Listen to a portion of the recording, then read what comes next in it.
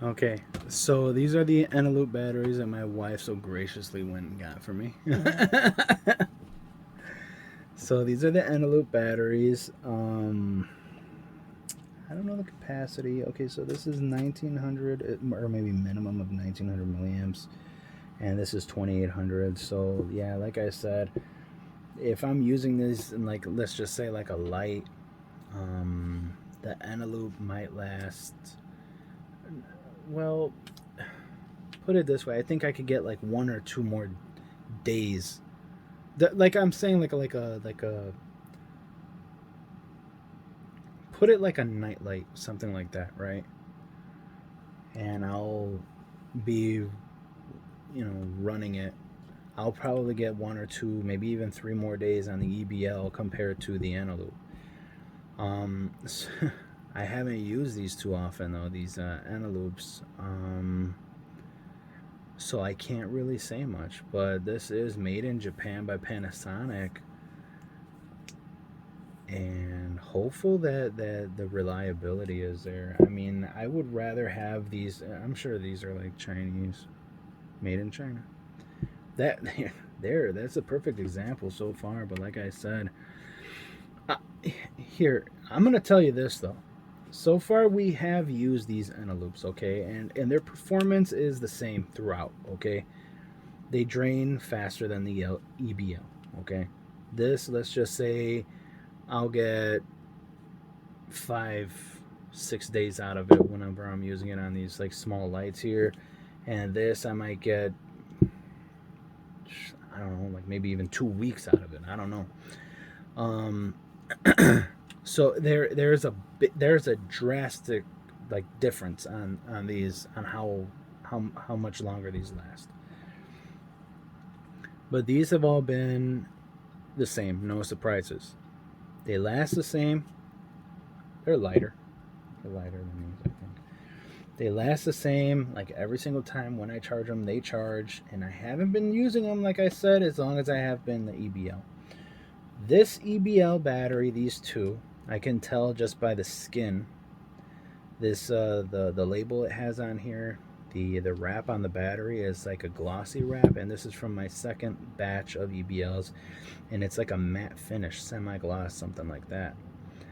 Um, so the first batch I bought, I had some issues with the batteries. Okay, like I said, like I mentioned, like some weren't charging, whatever.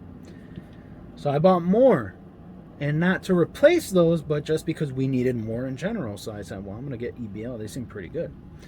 This second batch that I bought, which was a few years ago, I mean, I had like almost right out of the damn box issues with these batteries. That right away, they just, some of them weren't charging. I used them just 2 or 3 times, and they just didn't want to work anymore.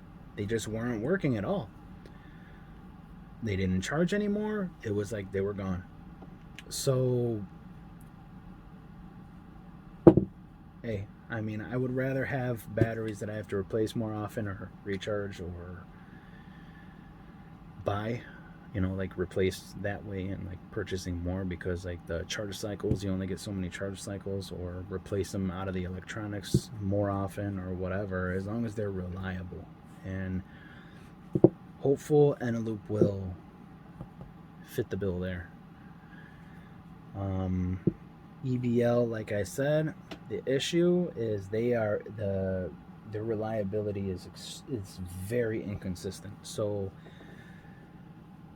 if you buy EBL, it's a hit or miss. But like from 16 batteries from this before, if I could remember, it was like around $40 for like 16 batteries or something like that. But for like 12 or whatever from these, it's like $18, $20. So I mean, there is a huge difference on price. But hopeful it's there as well, like in the quality. Maybe the quality is better on these because these are Japanese. And that's just our experience so far with these. So just take that into consideration when you're purchasing, because I was super excited, like I said, with my first batch of EBLs. I'm like, they're lasting a long time, and Here's another thing to consider, and maybe that's why EBL doesn't do that. Maybe they have like more higher quality standards, and their quality control, stuff like that. These EBL batteries, I'm sure if I took like a what is it? Is it a caliper, Jinky? I think we have a caliper somewhere. If we took the measurements from these, I'm sure you're gonna find that the EBL battery is thicker than this battery or standard AA, batteries that you find like one time use batteries at the store, like your typical Duracells and stuff like that. The eneloop might be around the same size, but these EBL batteries, they are 2800 milliamp. But the problem with this, and this is a problem I've had from day one, doesn't matter which batch it was from, they're too thick. They're a little too thick.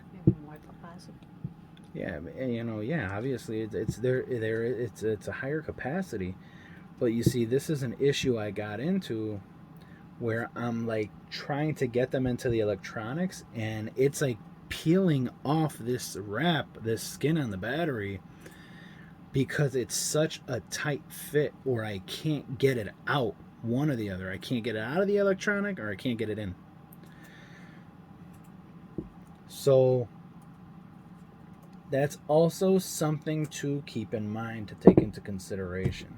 Like I said, you could buy a 16 pack, a 12 pack of these, and like I said, 4 of them might be